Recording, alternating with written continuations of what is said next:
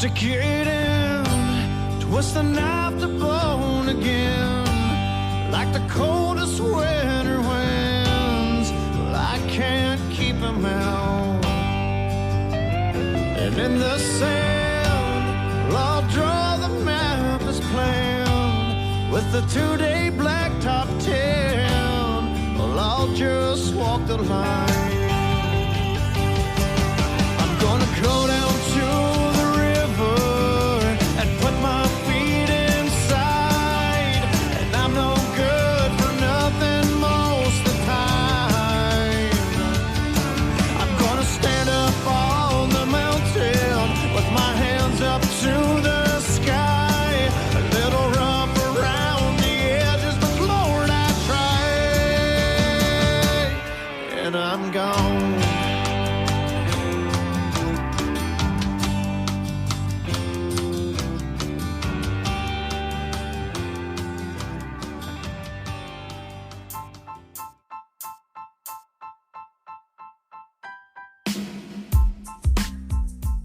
This is Now You're Seeing It, a podcast about hunting, fishing, and general woodsmanship told through stories, experiences, and a little bit of humor. I'm your host, Jake McPherson. Let's gear up, get in the woods. Welcome back to the annual hunting podcast, Now You're Seeing It. I'm your host, Jake McPherson, and it has been a while. This isn't an annual podcast, but I might as well make it an annual podcast. I've been just so damn busy trying to do all the stuff that I have to do for the people I love and want to do for myself. And unfortunately, the podcast has gotten put a little bit to the back burner. But believe you me, there is all kinds of stuff happening right now. Just there's a million, not a million. There's about 5 really cool things that have transpired in the last month or so since I was last out here talking to you folks. And of course, I wait till we're in prime rut. It's coming around. Today's the 11th.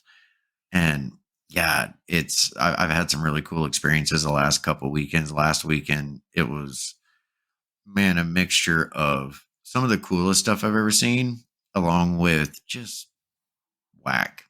public land whackness. It's the only way you can put it. It's not even, that's the thing about public land tangent. It's not even a double-edged sword. It's like a freaking multi-sided polygon or some sort of 3-dimensional spike object. It's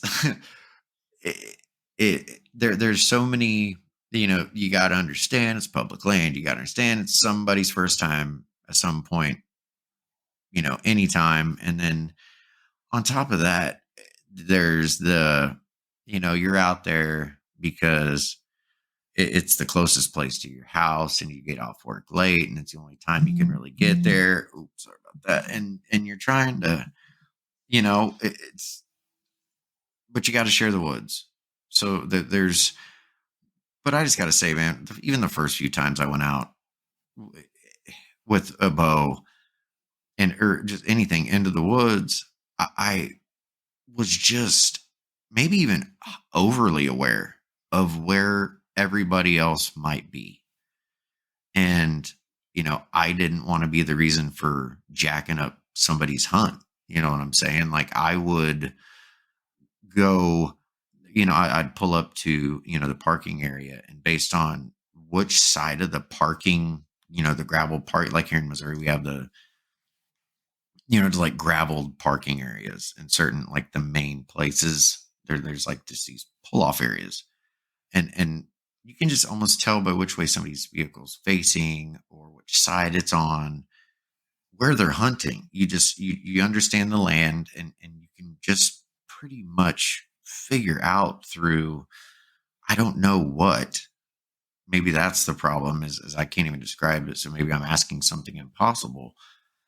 But you're just, I would look, okay, he's probably over here. He's probably over there. There's this, if this truck's here, then I know that if I pull up here in the morning, then this tree line to the left is you know, he's in there somewhere. So, is it a big tree line? Yeah. Are we bow hunting? Yeah. Is there room for the both of us? Absolutely. But because I don't know exactly where he is, that's his woods for today, and he got here sooner. My bad. I'm just gonna have to go further, deeper somewhere else, and do something different.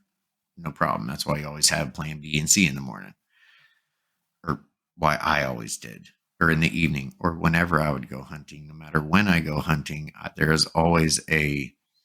If I pull up, I'll pull the audible if somebody beat me there, and so you almost assume that same sort of care is taken by the vast majority of other hunters. And that may be the case. And maybe just in the last couple of weeks, I've had a run of bad luck.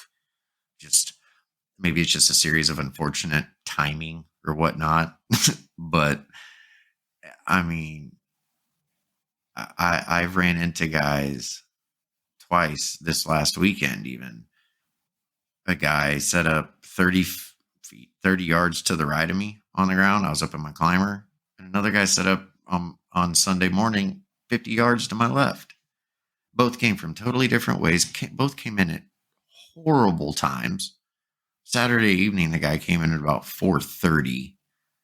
And it was just after I had seen a group of bucks come flying into the woods, grunting at each other, fighting, just all mad, tearing it up. Just so freaking cool. They didn't really come near me, and then they went away back to where they came from. And then maybe 20 minutes later, as I'm thinking, hey, they might come back. It's going to be a hot night in these woods. I look over, and here comes this dude with this white bucket. It's like 4:30. Sun goes down. I mean, it's like it should already been. I mean, where my truck was, it was just so many things were assumed. And what he did, I mean, there was no face paint.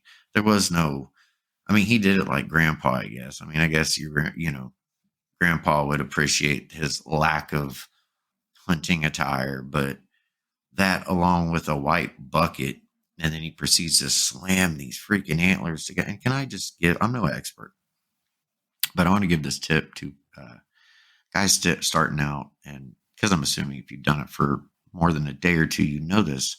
When you rattle antlers, quit banging them together like there's a herd of bighorn sheep running into each other. It's bang them once, and then you grind and rattle it out, and then maybe another sharp bang, and then you rattle it out. They don't ever bang, bang. I've never seen deer just sit there and headbutt each other and then decide to lock up for maybe 3 seconds and then start headbutting each other again. It's a dead giveaway, as they say. So please don't do that. Bang it once, lock them in, rattle it around, repeat. But anyway, it was bad.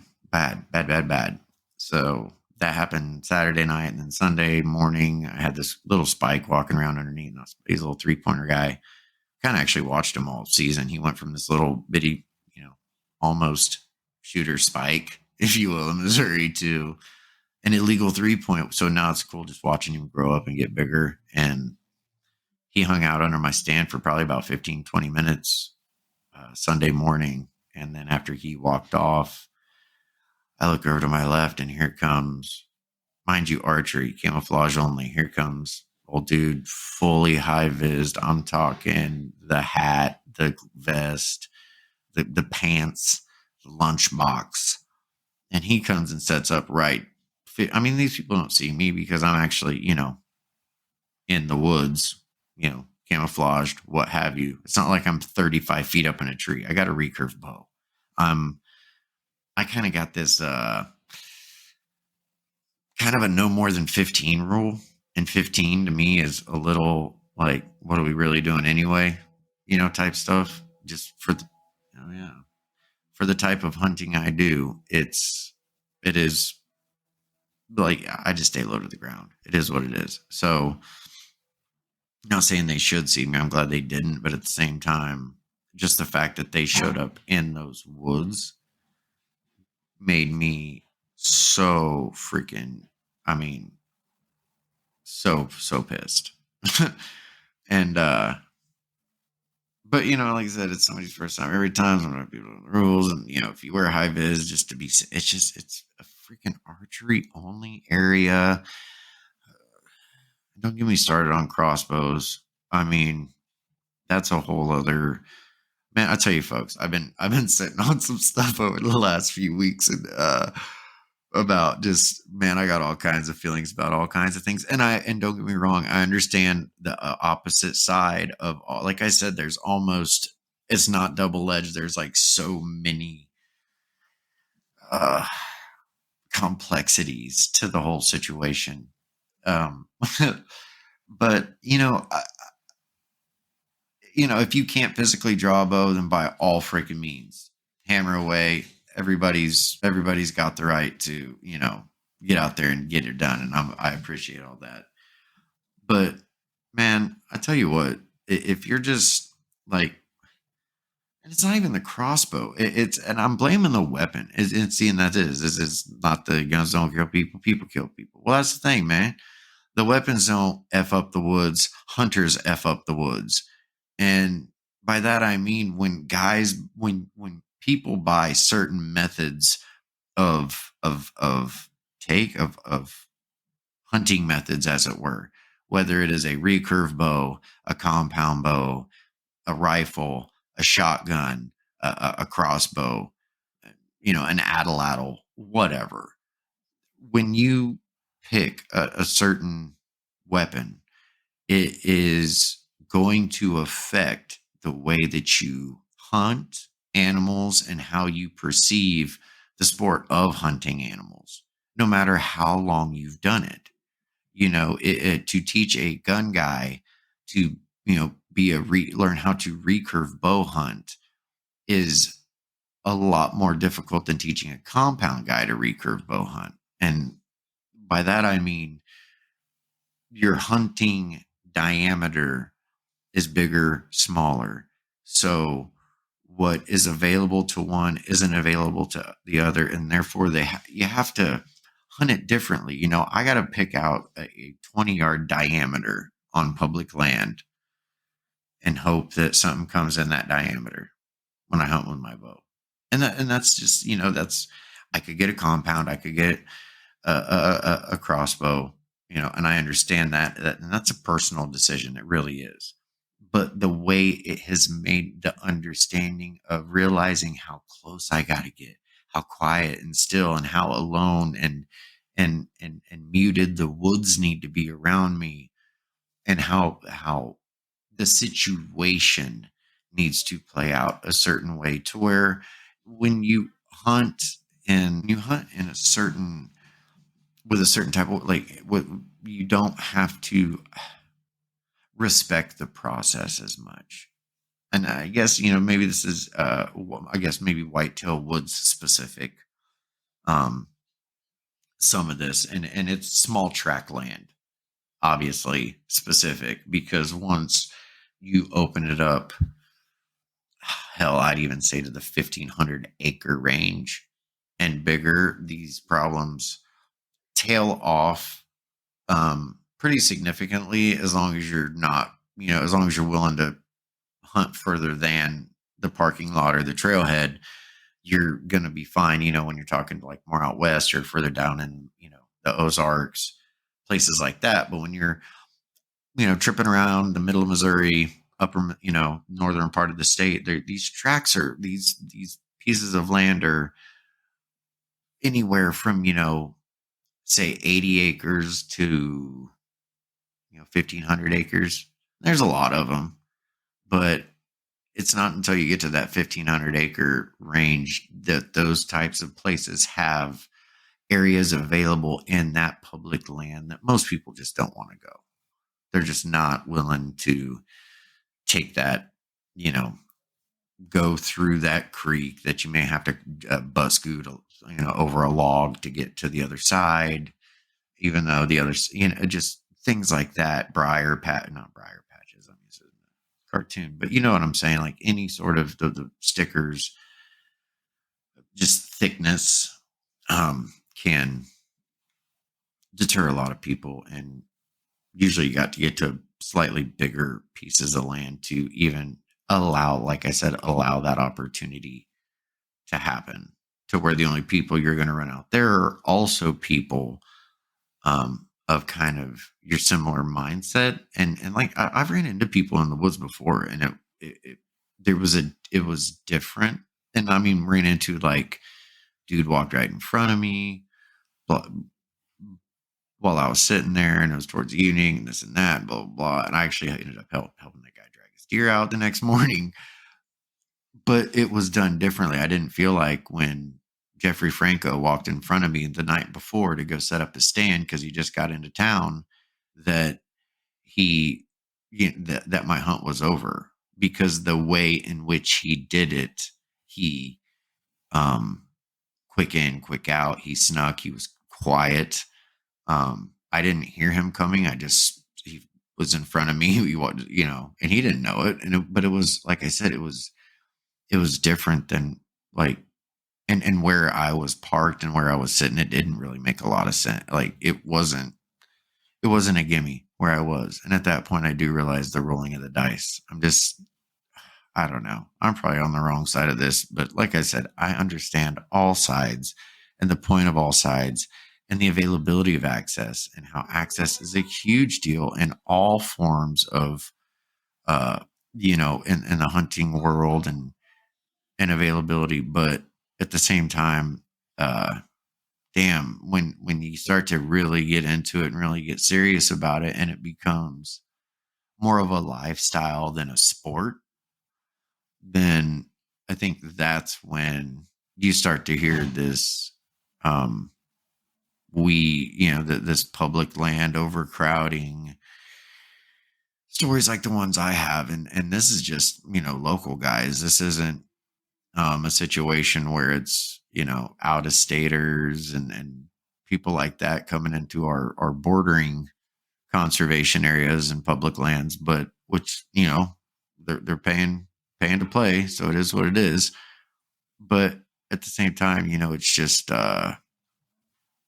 yeah, it's a multi-diagonal slippery slope of I don't think there's any right answers. I don't necessarily think there's any wrong answers.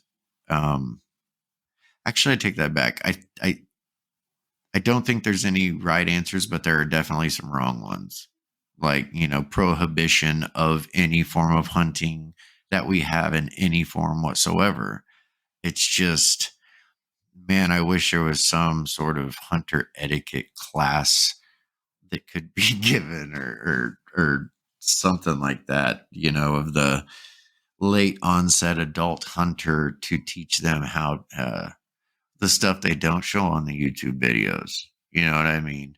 I don't think any of these people that I'm bumping paths with in the last few days are guys that um grew up doing this in any form or fashion. I imagine they're people that, like myself, it got them in some way or another, and it has become something they want to do, either out of necessity or for sport or for, just ultimate soul meaning, what have you. And it's, you know it's I'm sure I'm pissing people off.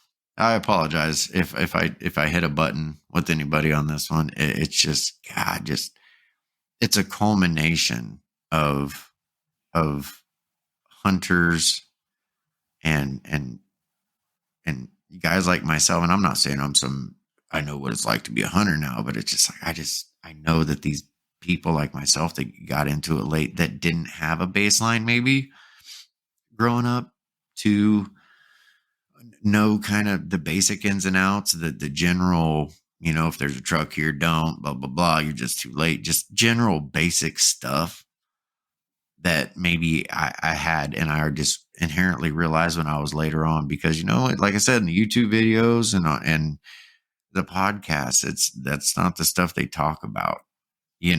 Like, nobody really discusses those things specifically, is like, hey, don't do, because it's something that I guess everybody just got to figure out, and we all figure it out together. And sometimes we're the student, sometimes we're the teacher, and sometimes it really sucks to be the teacher because, yeah, man, it sucks to be a student. Don't get me wrong, I was there too, man.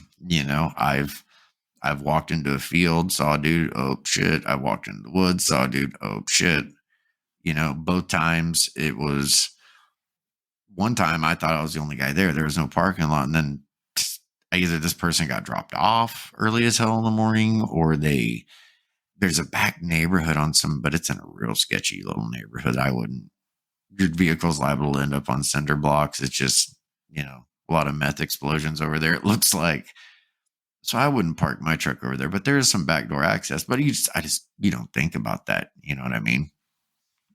And so just based on that or not based on that, but so I went to these backwoods thing. I was going back in. I was the only vehicle there and ended up, he was still 80 yards away. And it was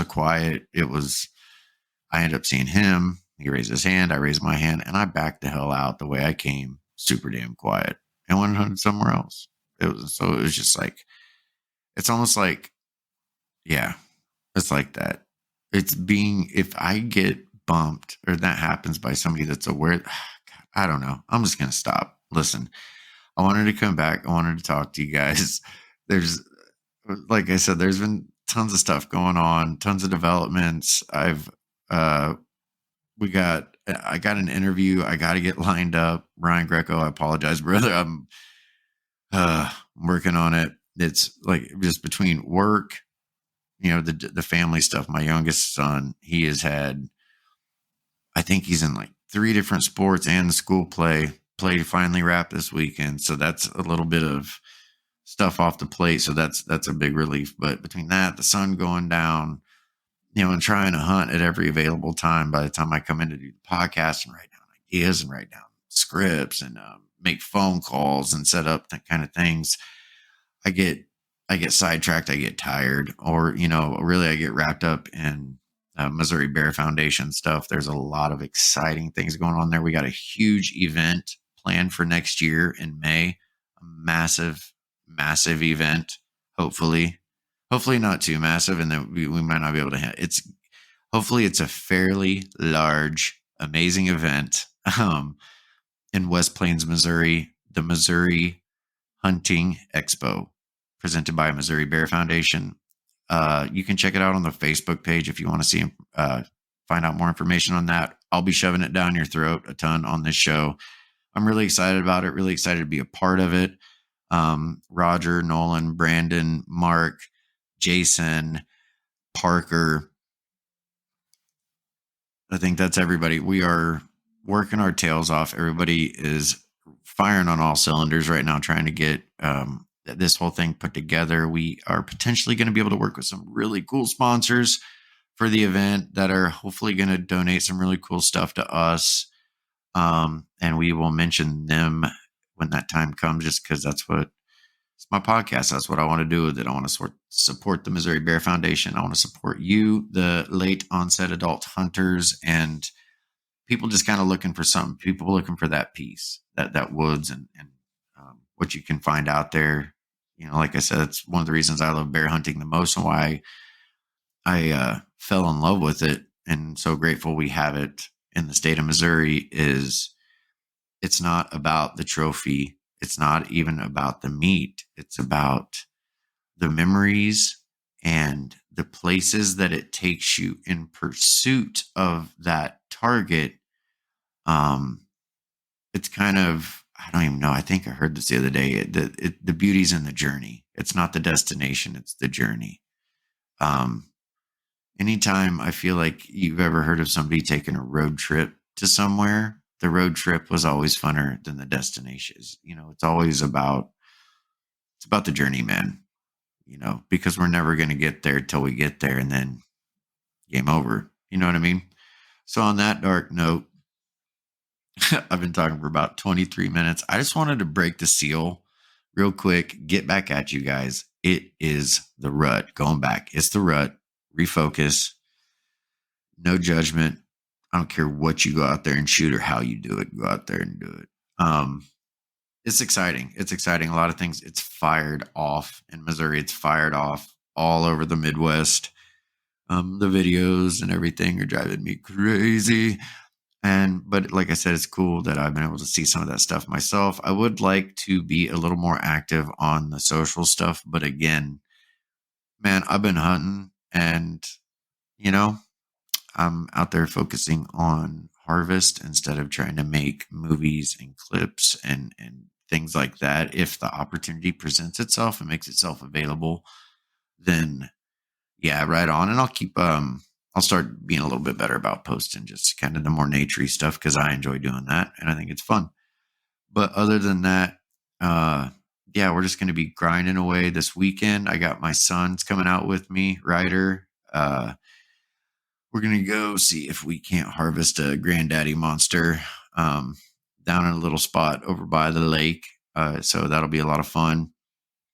Excited to get him. This weekend is opening firearms. So Blaze Orange is in effect. This is the time to wear the Blaze Orange. And don't even get me started on Blaze Orange. It is, to me, I view it as a way for us to know how not to F up each other's hunts because we will see where everybody is. Everybody will see everybody. You know what I mean? So that's the good thing about high vis. But my thing when they say, oh, it's safety, so you don't shoot somebody. Man, if you freaking shoot somebody in the woods, you're a murderer. That's murder. That's not misidentification. That's not oops, I did it again like Dick Cheney or anything. It's dude, that's effing murder. Because you ever shoot at anything and you don't know 1000% what it is and you kill it. I mean, that's like reckless homicide or man, like you're a killer. Like just don't get me started. Just don't get me started. Wear the Blaze Orange. It's the law. I don't even know if that's the case, but actually, I'm pretty sure it is. Just wear your Blaze Orange. It is so, if anything else, we can see where each other is and not screw up our hunts. And I actually kind of got a funny thing about that, but I'm not going to go into it. Yeah, I am. Last year when I got my buck, there was this dude sitting apparently like 75 yards away from me, this old timer. Nobody told me he was there.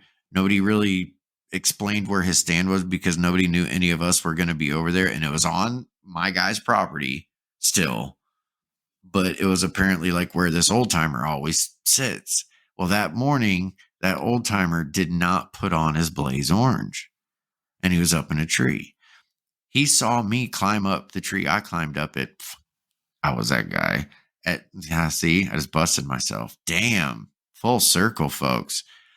I climbed up that tree at 10 a.m. because my morning hunt got busted and I got pissed off. So but I walked to where I thought nobody was. Anyway, yeah, I'm still calling myself out a little bit on that. So pot calling the kettle, you know what I'm saying? It is what it is. Now, he wasn't wearing his stuff. He saw me climb up the tree and then he got all pissed off, went inside. And then, an hour later, I shoot that buck. I go back to the camp. I realize that, I don't realize everybody's acting fucking weird about it, right? Like it was like they were like, congratulations, but it wasn't like full freaking congratulations. So I may even told this in the story back then, but anyway, I'm gonna tell it again. So I it was like weird, like I was pumped, but I could tell like people was like excited, but they weren't like really excited. And then they're like through the grumblings and rumblings and mumblings, this all kind of story played itself out. And it was, oh, you shot that deer right in front of Bubba, Chucky, or I can't remember what old boy's name is. His spot, and da da da, and he saw it, and he's pissed off, and just blah, blah, blah, blah, blah. Anyway, long story short, I ended up talking to the guy. We ended up eating dinner, breaking bread later on. He congratulated me. He was an amazing old guy, just a wealth of freaking knowledge and like truly a situation of has forgotten 2 lifetimes of shit that I'll never know. Just absolutely a stellar old guy. And he was just so cool about it. So cool about it. And, anyway, it's wear your blaze orange, I guess, is where that came from. So between crossbows and public land woes, to use in your high vis, man, it's all game on. I love you all, hunters. I just wish some of us would maybe use our heads a little bit more. Um, and if you wear high vis, even in the archery woods, it is, I mean, do you? And I shouldn't pass judgment, better safe than sorry or whatever. But it's just, it says things. It says things about you as a hunter. But that's neither here nor there. Anyway, I'd rather see you in a t-shirt and blue jeans. I'm just telling you that. Yeah, I love you all. Welcome all. And definitely this weekend, it's freaking fires away. It's gonna get pretty freaking wild. So anyway, I got some big episodes coming up. I got a big interview coming up with a fellow from Midwest Wildlife, a outdoor conservation group here in Missouri. I think they do some media stuff too. I'm excited to talk to him and really dive into all that stuff. They are the hosts and the presenters of the Midwest Coyote Hunting Tournament that comes around in February. Gosh, I know they just posted the actual day like not that long ago, and I should be better about that. I apologize, Ryan. I will be better, do better. But like I said, I've had a lot going on lately. So Midwest Wildlife Coyote Tournament, super stoked about that coming up in February. We're going to talk to Ryan. I was wanting to get to him before the rut, but I don't think that's going to happen, brother. I just loaded my plate too full. But we will talk after the rut. Hopefully I'm sure he'll have some cool stories for us, and we'll get to know what they do and a little bit of history on the Coyote tournaments. Very cool stuff. Very, very freaking cool guy and guys. So excited to get to know him a little better. We have, as mentioned, a major, major, major event. The Missouri Hunting Expo. Anybody in Missouri, Arkansas, anywhere surrounding, make the trip. It is going to be well worth it. It really, really is. We're going to have plenty of people there, tons of vendors. We're going to have conservation groups and potentially some pretty darn cool sponsored giveaways and raffles that will be cool. And you won't want to miss it. There'll be tons of information, tons of stuff, and a really good time. And just to let you know, we'll have online tickets available for $3 a piece pre-event, and the day of at the door, we will have tickets available, $5 entry. We'll get you in the door. So a great thing, bring the kids. If you got that hunting person, if you are that hunting person and you dig it, get on down there. So it's in West Plains, Missouri, Missouri Hunting Expo, presented by Missouri Bear Foundation, May 17th, 2025. So mark the calendar, folks. It's going to be awesome. It's going to be exciting. I'm going crazy about it. I know several other guys are going crazy about it. So we're having a blast. We'll make it work. It'll be awesome. And I appreciate you guys for your support and listening in. And God dang, I got more of these coming. I'm going to be firing these things rapid fire. Yeah, next thing we got coming up, I will get. So coming up, we will. What am I going to be doing? Oh, God. So like I said, we'll talk to Ryan and them after probably this weekend, this rut time. It'll probably be closer to Thanksgiving or the beginning of December when we get to talk to Ryan, but that'll be cool because the next big event then we'll have is their Coyote tournament. So, man, I'm falling off the rails here. I'm sure you guys are noticing that. So, that being said, let's hear it for self-awareness, right? You guys have a great one. I appreciate you all again. Thank you, Bryant Carter Band, for the use of the song Gone. I love you guys. I appreciate you guys. I haven't forgotten about you. I hope you haven't forgotten about me, but I appreciate you very much. And the song Gone is the anthem of the outdoorsman. So by all means, download that song. Check it out. Check out the rest of their music, available everywhere music can be found. Search them out on Facebook to find out about events, concerts, and new releases. Support the boys. Also, go to Missouri Bear Foundation's Facebook page for information about the Missouri Hunting Expo. Also, to join the Missouri Bear Foundation, go to AmericanBearFoundation.org. Become a member. If you live in Missouri, you are then a member of the Missouri Bear Foundation. Your proceeds go to the protection and development of bears, bear habitat, and bear hunting in Missouri. And a very little small portion goes to that of the United States, the mothership, Cody, Wyoming, Joe Candelas, and the American Bear Foundation. They get a little bitty piece of the pie, but that's man. I tell you what, as far as organizations are concerned, and people are concerned, and presidents are concerned, Joe Candelas, God, second to none, man. He's does this thing out of just, he loves it, and I love it. And he's been so helpful to us on the Missouri chapter.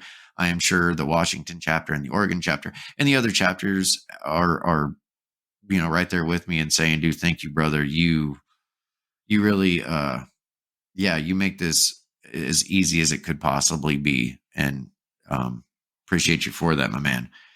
So anyway, AmericanBearFoundation.org. Sign up, become a member, no matter what state you live in. No matter what state you live in, become a member. It's $35 for the baseline a year. So there's really no reason not to, in regardless of if you are a bear hunter or just somebody that loves bears, because trust me, truly, and this is something I think that gets lost, is we all have the same mission. When you have these antis or the pro, all of us, you look at the situation in Colorado we just had, and regardless if you didn't want them hunted or wanted to be able to hunt them, both sides just want more of them. One side wants more of them to see, one of them wants more side to hunt, but we all want that same thing.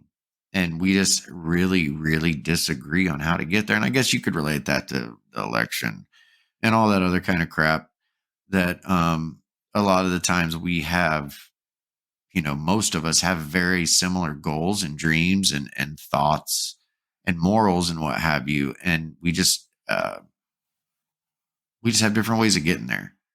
And sometimes it can make things seem what they aren't. Anyway, I'm not going to go down that road. Marty, don't get me started. You know what I'm saying? So let me make that a segment on this show. Don't get me started. Got that from Jaron. Man, it's addictive to say. And then you end up going on a rant about a bunch of crap forever like I have. So back to it. Bear Foundation, yes. Midwest Wildlife, check them out on Facebook. Also, look into that coyote tournament. If you live in and around, I would say between central to central northern Missouri. Really, there. I mean, people come from everywhere. If you can find some land around here to do it on, power to you. But definitely, if you live around here and you're into the predator hunting thing, check out that tournament. I'm going to be there. Geronimo is going to be there. I'm going to see. I might even see if my son will come out there. We're going to try to get a full team. I think we can make it happen. The key is hunting close enough to anyway, you'll figure it out if you come. You can figure it out on your own. I'm not going to tell you how to beat me because I'm pretty sure I got the formula for victory. So anyway, I'm excited about that. Excited to talk to Ryan and them guys at Midwest Wildlife. Excited about our event next year. Already so many things pumping along with that. We will have other things involved. But yeah, did I mention it's a freaking rut? Like, yeah, I tell you what, this rut is, don't get me started. I could go on and on. Anyway, again, rifle this weekend, high vis, be careful. I'm excited. Taking my son. We're going to capitalize. It's going to be great. Geronimo's working. He says money. And I agree. Money's just money. So it is what it is. I don't understand. But anyway, I appreciate you guys. Be safe out there. Be courteous. Look around. Make some judgment calls. Don't just go plowing through like you own it. Realize that we all own it, and respect the authority. I don't know. Don't get me started about that again. Anyway, I appreciate every you guys. Yep, time to sign off. I appreciate all of you guys for following along. I will be back shortly with another episode of Now You're Seeing It podcast. Thank you again for following along. Find me on all the social stuff, mainly Facebook, Instagram, TikTok. Go like all that stuff. It helps in the algorithm. And like, go to Spotify, rate, go to iTunes, send us a rating, all that kind of stuff, or Apple Music or whatnot, and rate that stuff. That helps me out a ton. If you wouldn't mind, like, I'm not saying I'm getting freaking paid. When I say it helps me out, it helps it get available to more eyes when people search. And, the ultimate goal is to be able to do this to where I don't have to do what I have to do that takes up 60 hours of my life. And I get really absolutely nothing from, but the opportunity to go do it again the next day. No, don't get me started. Not going down that rabbit hole. I appreciate you all. Whether you shoot a crossbow or a recurve or a 300 freaking Win Mag. Power to you. Good luck this weekend. Be safe. And I hope not, but unfortunately, I'll see you in the woods. Stick it in, twist the knife to bone again, like the coldest winter winds. Well, I can't keep them out. And in the sand, well, I'll draw the map as planned, with the 2-day blacktop town. Well, I'll just walk the line.